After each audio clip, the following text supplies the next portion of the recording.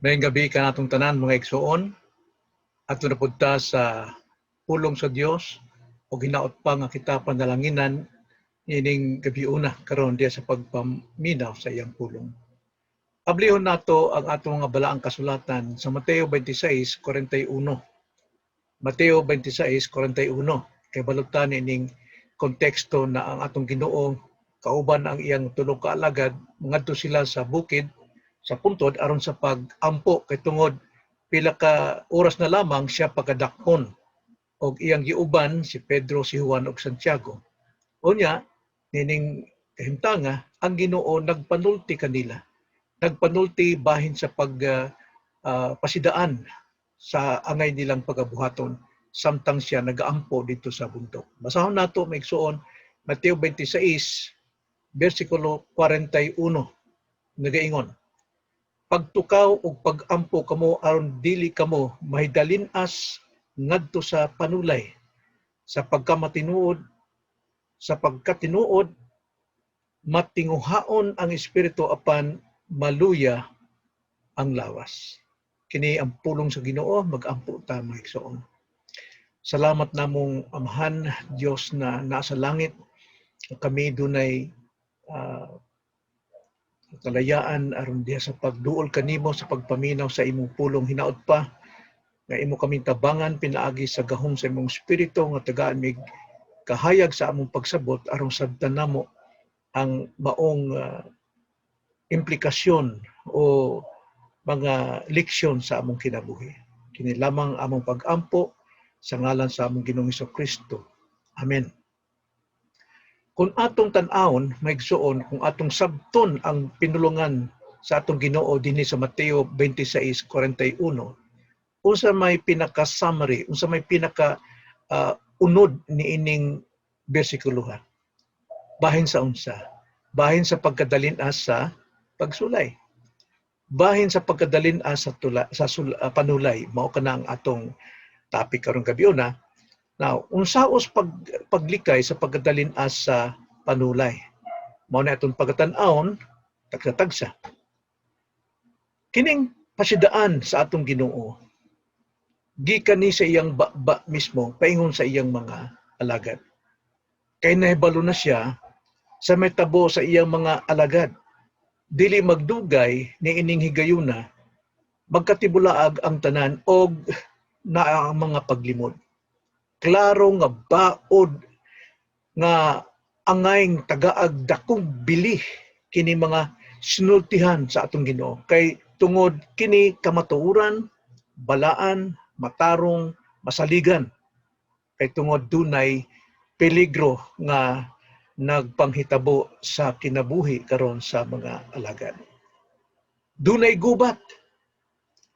Dunay gubat taliwala sa espiritu og sa unod.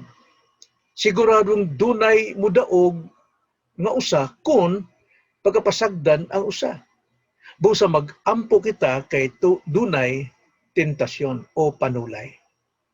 Panulay moatake kanato sa tanang dagway o sa tanang higayon, wa ni gipili. Ang pag-ampo mao epektibong armas batok sa mga panulay. Tumong sa panulay mao ang paglit-ag kanato aron kita mahilayo ngadto sa Dios. Pag-ampo o pakig-uban sa Dios maoy ikatandi niining panulay. Pag-ampo o fellowship of God makapabilin sa atong komunikasyon sa Dios.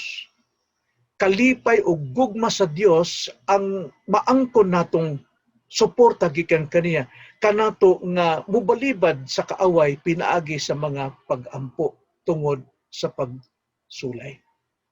Tan-aw nato ang tulo ka pamaagi unsaon sa paglikay sa pagkahadalinas sa panulay. Primero, ang Ginoo naghatag kanatog klaro nga mando. Klaro nga baod. Nagaingon din sa versikulo 41 sa atong teksto. Pagtukaw o pag-ampo kamo. Primero, pagtukaw kamo. Pagtukaw kamo aron dili kamo mahidalin-as ngadto sa panulay. usa kini kabaod, usa kini kamando sa Ginoo, pagtukaw kamo og pangandam ang buot pasabot niini. Nganuman ang buot pasabot anara ang kaugalingon sa pagtukaw o pagbantay nga daw murag anaa ka pirmi sa peligro sa imong kinabuhi. Pirming magbantay kontra sa mga lihok sa dautan. Ato makita din nga klaro nga ang sugo sa Ginoo kanato naa sa pulong sa Dios. Kinahanglan kita magtukaw, magbantay. Kinsa may atong bantayan? Ang lihok, ang mga trabaho sa yawa. Nagaingon din sa 1 Pedro 5:8, magmalinawon kamo sa hunahuna, managtukaw kamo ang inyong kaaway nga mao ang yawa, nagalibot-libot sa masaliyon nga nangangulob nga nangitag iyang matukob. Mauna ang yawa, nagbantay, naglibot-libot na sa imong kinabuhi, mangita siya lugar nga ikaw gyud iyag yung masakpan. Nga namang mamunigi mando sa atong Ginoo kay tungod posibleng ang mga Kristohanon makasulod gyud sa mga tentasyon. Ang pulong sa Dios pirming nagpanawag kanato nga atog yung basahon ang iyang kasuguan. Magbantay kita kay kining kasuguan may maghatag nato og kahayag sa atong tiil og kahayag sa atong padulngan nga kita dili may salaag diha og makasulod sa maong panulay. Joshua 1:8 nakinumdum ta ayo pag ibulag kining basahon sa kasuguan sa imong baba, hinunua magapamalandong ka ni ana sa adlaw sa gabi aron himatngunan mo sa pagbuhat sumala sa tanan nga gisulat dinha kaysa ingon ni ana ikaw magmaswagon sa imong panaw og unya makabot mo ang kauswagan. Mao pud ingon diya sa Salmo 1:2, kung dili anaa sa kasuguan ni Jehova ang imong kalipay, og sa kasuguan niya magapamalandong siya sa adlaw og gabi. Kinahanglan nato ang magbantay. Kini baod ni sa atong Ginoo nga kita magbantay pinaagi diha sa tanaw, pagbasa, paghinuktok diha sa iyang pulong, kay ang pulong niya mo'y giya sa atong kinabuhi. Kay tungod ang pagtuman nato sa iyang pulong, mo niyang atong pagpakita gugma sa Dios. Gugma sa Dios atong pagabuhaton. Imbis nga gugma sa sala, mao'y atong pagabuhaton. Nagaingon ang Juan 14:21, maingon si Kristo, ang nagabaton sa akong mga sugo og nagatuman ini kini siya mao ang nahigugma kanako. Maingon tang nahigugma ta sa Ginoo sa unsang pamaagi. Mao ni klaro migsuon, ang gugma nato dili kini pagbati kung dili pagtuman. Pagtuman sa iyang sugo. Kinahanglan nato nga tumanon kini anha nato maipakita ang atong gugma. Og siya usab magagugma kanato. Nag-ingon basa nato utro Juan 14:21, ang nagabaton sa akong mga sugo og nagatuman ini kini siya mao ang nahigugma kanako. Og ang nahigugma kanako pagahigmaon sa akong amahan, og ako mahigugma kaniya og magapadayag akong kaugalingon ngadto kaniya. So kining baod sa Ginoo mga igsoon, kinahanglan nato kining atong bantayan, kinahanglan nating tumanon kay di niini atong ipakita ang atong gugma kaniya, dili pagbati kundi pagtuman sa iyang balaod, sa iyang sugo, sa iyong pulong. Nga naman katungod ang atong unod maluya. Nag-ingon diya, tungod ang atong unod maluya. Og tungod ang atong unod maluya, mga igsoon, dali ta makasulod diha sa panulay. Nag-iingon ng Roma 6:12 ngadto sa 13, busa ayaw ninyo tuguti ang sala sa paghari diha sa inyong may kamatayon nga mga lawas aron sa paghimo kaninyo nga masinugtanon sa mga pangibog niini. Paggugman ini ning kalibutan, ayaw ninyo itugyan ang mga bahin sa inyong mga lawas ngadto sa sala aron kini himuong mga galamiton sa pagkadili matarong. Hinunua, itugyan ninyo ang inyong kaugalingon ngadto sa Dios, ingon nga mga tao nga nanganabuhi gikan sa kamatayon, og itugyan ninyo ang mga bahin sa inyong mga lawas ngadto sa Dios aron mahimong mga galamiton sa pagkamatarong. Unsa na to pagtugyan? Ang mao ang pagtuman, pagamping sa iyang baod, sa iyang sugo, mao nay pagpakita nato og gugma kaniya. Nganong dunay sugo, dunay baod, kay dunay gubat ang atong kinabuhi. Dunay gubat sa unod og sa espiritu. Busa dunay sugo nga higugmaa ang Dios aron dili nato higugmaon ng sala. Unsay balaod, unsay baod kanato? Magtukaw. But pasabot magbantay kita sa tanang adlaw sa atong kinabuhi. Ikaduha, ang Ginoo naghatag kanato klaro nga katungdanan. Magbantay ta pinaagi sa iyang pulong apan kinahanglan atong pagabuhaton ang katungdanan. Basahon nato usab ang Mateo 26:41. Pagtukaw kamo og unsay buhaton, unsay katungdanan, magampo kamo aron dili kamo mahidalinas ngadto sa panulay.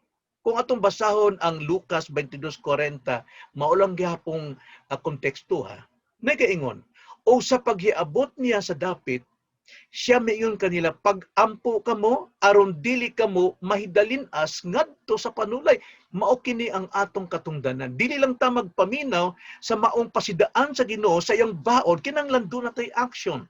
Unsay buhaton? Magampo. Pagtukaw og magampo kamo. Pagampo. Pagampo katungdanan nato na nga angay natong buhaton kay tungod mao kini ang atong pagpakita gugma ang pagtuman sa iyang baon. Atong basahon og balik ang John 14:15, kung nahigugma kamo kanako, inyong pagatumanon ang akong mga sugo. Mao kini. Kung nahigugmang galit sa Dios, dili kay mo halad kag kanang mga bulaklak o mga usay halad nimo to sa imong Dios. Dili ang paggugma sa Ginoo mao ang pagtuman sa iyang sugo. Unsa may sugo niya diri? Mao ang pag-ampo. So busa mintas kita mag-ampo, atong gipadayag ang atong gugma ngadto sa Dios. Pagtuman nato sa pag-ampo, mao ni moabli sa dalan nato paingon sa Dios Amahan. Mao ni ginganlan og fellowship with God. Fellowship to God. O ang atong pakiguban, pakigiusa ngadto sa Dios. Dili kita makasulod sa tentasyon kung naata diya sa dalan sa komunikasyon diya sa atong Ginoo. Tinuod nga ang tentasyon magsing-abot gyud na sa lain-laing dagway og sa lain-laing higayon. Apan dili man nakaingog sala. Ang sala kadtong mosulod kita diha sa tentasyon. Nagaingon ang Santiago 1:14, hinunua ang magatag usa ka tawo matintal sa diha nga madaldal og malhaylo siya sa iyang kaugalingong pagpangibog. Tanawa, ang tentasyon dili sala, apan kung kita madaldal diha og mahaylo sa kaugalingong pagpangibog, kaugalingong gugma diha sa sala, anha gyud ta makasala. While laing pang-astag armas nato dinhi, mao ang buhat sa pag-ampo. Mao ang paggugma nato sa Ginoo. Pag-ampo mao'y usa ka abling dalan paingon sa Dios. Mao ni atong subayon pinaagi sa dalan sa pag-ampo. Buhaton nato permi ang pag-ampo. Kay tungod kining pagtuman nato sa pulong sa Dios, mao ni ang pag-ampo. Nagaingon ang Salmo 119 bersikulo 5 ug unsa atong tumanon ug unsay kaayuhan sa pulong kanato. Nagaingon, ang imong pulong maoy lamparahan sa akong mga tiil. Mo'y mag-iwag sa atong mga nilaktan aron dili kita makatamak og mga mahait o mga mahugaw sa atong lakaw. O maoy kahayag sa akong alaginaan aron di kita muliko sa kaliwa o sa tuo o sa wala. Diretso lang gyud ta ngadto sa tuburan sa liwanag, mao ang atong Ginoong Hesukristo. Busa nagaingon ng Joshua 1:7, sumala sa diha sa nga gihatag sa Ginoo kang Moises ang kasuguan, mao ni iyang gisulti. Magmabaskogon ka lamang og magmaisog gayod sa pag-atiman sa pagbuhat sumala sa tanang balaod nga gisugo kanimo ni Moises. No, pag-atiman sa pagbuhat sa sugo nga gihatag kanato sa Dios pinaagi kang Moises, ayaw pagtipas ngadto sa tuo ni ngadto sa wala. Gikan ni ana aron magmaaswagon ka bisan asa ka paingon. Daghan ang mga igsuon, mga failure ba, mabigo sa kinabuhi kay tungod tuwa sa tuo, tuwa sa wala, ngano wala magsubay diha sa pulong sa Dios nga maoy lamparahan sa iyang tiilan o kahayag sa iyang dalan. Wala siya magsubay, wala siya magtuman og unsay gisulti sa Dios. Busa daghan kaayo ang mga na fail sa kinabuhi. Daghan kaayo. Tumana kining sugo sa Ginoo ug buhaton ang tin-aw natong katungdanan aron dili kita makasulod sa tentasyon. Nga naman, ikatulo, ang Ginoo naghatag kanatog klaro nga katuyuan.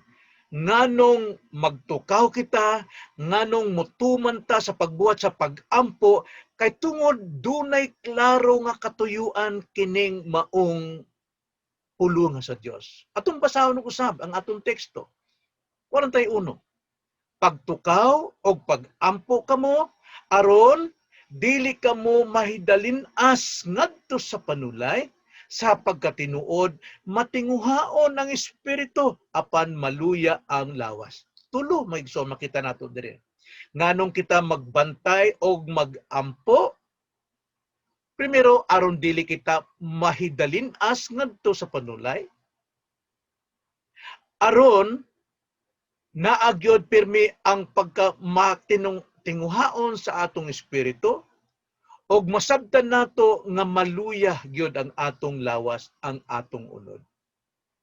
So, nakita nato unsay klarong katuyuan sa Ginoo nga angay natong matagamtam sa atong pagbantay og pagtuman sa iyang pulong nga mag-ampo kita.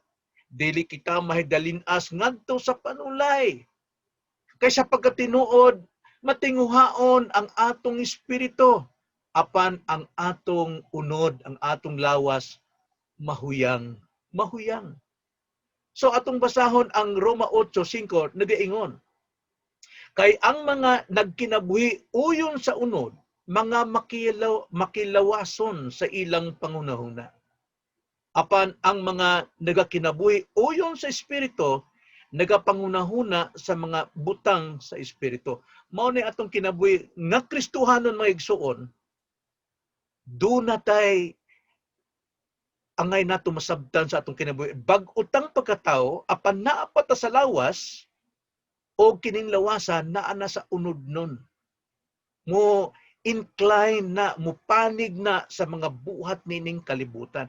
Busa, kinahanglan kay tungod naa ta sa espirituhanon, magkinabuhi ta sa espirituhanon aron makontrol ang atong unod nung pagpaningamo kining kahalayan nining sanlibutan.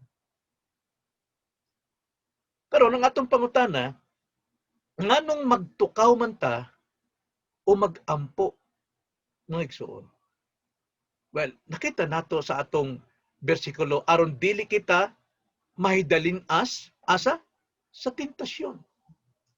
Ang tentasyon moabot yun sa tanang higayon og moabot ni og lain-laing naong.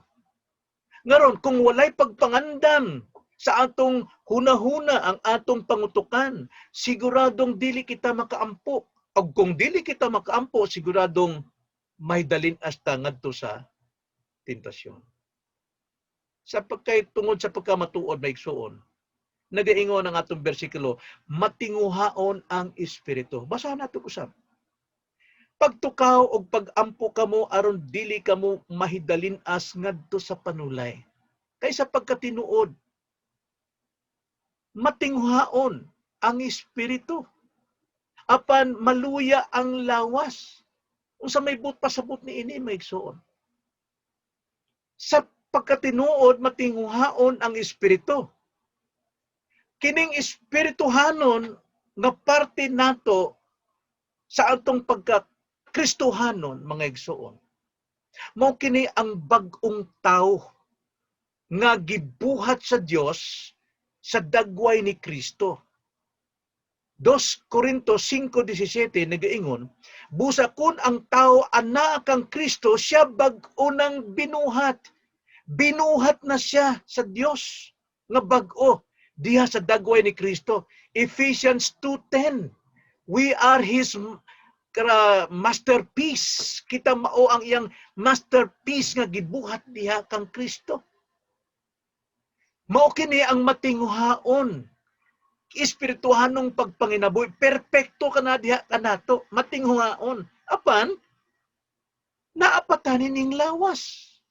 Ang lawas mao ni ang atong tawhunong kinabuhi nga Kristohanon. Kristohanon mong galita, apan doon na patay tawhunong pagkinabuhi. Ato kining ipanginabuhi asaman sa pagsalig, pagtuo kang Kristo sa matag minuto, sa matag oras, sa tanang higayon, samtang naapata niining kinabuhi. Basahon natong Galacia 2:20. Nagaingon, gilansang kita sa krus uban kang Kristo. Tinuod na sa diha nga kita misalig kaniya nga atong Ginoong manluluwas, automatic na nga kita gilansang kauban ngadto kang Kristo sa krus. Busa dili na kita ang nabuhi sa atong kaugalingon. Kinsa man ang nabuhi karon? Kung dili si Kristo ang nabuhi, sulod kanato. Si Kristo na, perpekto na. Dili mo puyo si Kristo kung dili perpekto ang atong bag-ong pagkatao. Kita espirituhanon didto sa atong kaluwasan. Apan, naapata sa lawas. Naapata sa unod nun nga pagkainabuhi nining kalibutan. Kristohanon ta, tinuod, apan naapata nining lawas. Busa, unsay buhaton nato sa atong lawas. Nagaingon ang Galacia 2:20, og ang kinabuhi nga karon akong gikinabuhi sa lawas, akong gikinabuhi pinaagi sa akong pagtuo sa anak sa Dios. Nga nahigugma kanako og mitugyan sa iyang kaugalingon alang kanako. Busa ang kinabuhing Kristohanon na espirituhanon sa atong kinabuhing bag-ong pagkatao apan naapata niining lawas, ato kining ipinginabuhi diya sa pagsalig, pagtuo kang Kristo, pagtuman sa iyang balawod, sa iyang mga sugo, paggugma sa atong Dios kay tungod siya mo'y naghatag kanato og iyang kinabuhi aron kita mabuhi. Siyang nahigugma kanato, gitugyan ang iyang kaugalingon alang kanato. So doon na tayo gahom nga ipanginabuhi ang atong Kristohanong pagkatao. Tinuod tang Kristohanon. Apan naapatay nin lawas. Unsay buhaton?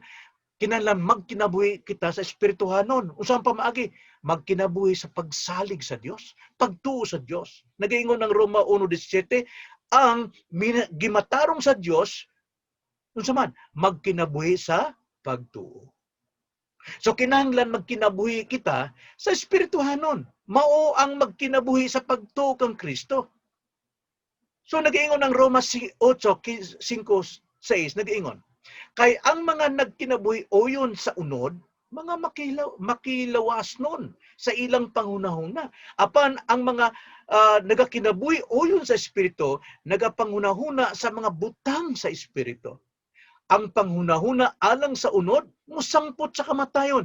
Apan ang panghunahuna alang sa Espiritu, musangpot sa kinabuhi o kalinaw. Busa mga igsoon, ang application, magkinabuhi kita, maghunahuna kita, pinagi sa atong Espiritu kay kita, bag-o na ang binuhat kang Kristo. Atong ipinangabuhi, kining atong lawas, kining atong tawhunong pagkatao, diha sa pagsalig sa atong Ginoo. Kay ang unod, unod man. Apan ang espiritu, espiritu man. O kita wala makadawat og unsa man. Talawan nga espiritu, kundi espiritu sa pagka-inanak aron na kita sigig tawag og amahan.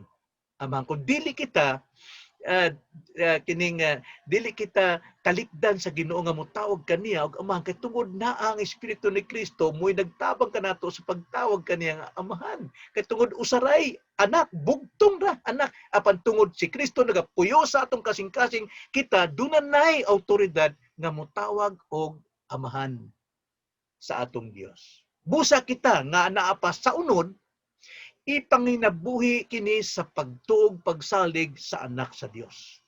Busa nagaingon Juan 14:21, ang nagabaton sa akong mga sugo og nagatuman niini, kini siya mao ang nahigugma kanako. Og ang nahigugma kanako pagahigugmaon sa akong amahan, og ako mahigugma kaniya og magapadayag sa akong kaugalingon ngadto kaniya. So busa kay tungod kita gimatarong na, nagaingon ang Roma 17. Kay diha sa maayong balita gipanadayag ang pagkamatarong sa Dios nga pinaagi sa pagtuo ngadto sa pagtuo. Sumala sa naisulat nga nagaingon, mabuhi ang namatarong pinaagi sa pagtuo. Ingon niini magkinabuhi sa espirituhanon. Ang atong hunahuna, ang atong kasing-kasing anaagyod sa pag-ampo. Pray without ceasing. Mo ni buto sabot. Dili kay sa tanang adlaw gikas buntag sige kay yam-yam sige ampo. Ampo to sabot ang imong kinabuhi naagyod diha sa mga pag-ampo, pagsalig hunahuna, kasing-kasing naagod sa pagtuman sa iyang baod, na nasa pagtuman sa iyang pulong, nasa paghunahuna sa mga butang able ang atong ang fellowship, ang dalan paingon fellowship sa Dios. So busa dili gyud ta makasulod sa panulay. Tanawa, Roma 8:14 ngadto 16. Kay ang tanang ginamanduan sa Espiritu sa Dios, mga anak sila sa Dios. Kay wala ka mo makadawat sa Espiritu sa pagkaulipon aron mga hadlok na usab kamo. Hinunua maoy nadawat ninyo ang Espiritu sa pagkainanak. Sa dihang managtuaw kita sa pagpangamuyo nga magaingon, Aba, Amahan. Ang Espiritu gayod mao ang magpapahimatuod uban sa atong espiritu nga kita mga anak sa Dios. So nakita nato unsay gisulti sa bersikulo nga atong gibasa, dili kita mahidalinas diha sa panulay kung kita mag-ampo, magtukaw mga igsoon. So timan pag-ampo og tentasyon gibutang kini nga magkaasdang. Sama kini sa magkaaway nga unod og ang espiritu. Pirming magkasumpaki gyud ning duha, ang unod og espiritu. Apan timan kay tungod ikaw bag-ong tao, nanay gahom nimo nga mo kontrol sa unod. Busa magtukaw pirmi, mag-ampo. Tin-aw nga kung dili mo ampo, musulod kita diha sa tentasyon. Pag-ampo maoy pakig-uban nato sa Dios. Importanteng hinumduman kini. Kung ikaw mag-aampo, ikaw musulod sa pakighiusa, fellowship with God. Kung anaa ka uban sa Dios, abli ang dalan sa communication. Kung abli, walay dalan aron makasulod kita sa dautan. Mao ni magpalig-on sa atong pagsalig o pagtuo sa Dios. Tungod gibantayan o gituman nimo ang pulong sa Dios. Imong gihigugma ang Dios, dili ang sala. Kita uban sa Dios, ang Dios uban kanato. So dili ta basta mahulog diha sa laang sa mga dautan. Kini ang atong pag-ampo sa ngalan sa Ginoong Kristo. Amen. Dalagong Dios, salamat sa imong pulong, mao'y nakapalig-on usab sa among pagsalig, pagtuo o pagpanginabuhi mga Kristohanon. Nga dili gud namo wad-on ang pagbantay namo sa matag adlaw, magtukaw kami aron diha sa pag-ampo. Nga ang among kinabuhi naagyud sulod sa mga pag-ampo. Huna-huna, kasing-kasing naagyuda kanimo, pinaagi sa pagsubay sa imong balaang kasuguan. Makining among pag-ampo, diya lamang sa ngalan sa Ginoong Kristo. Amen.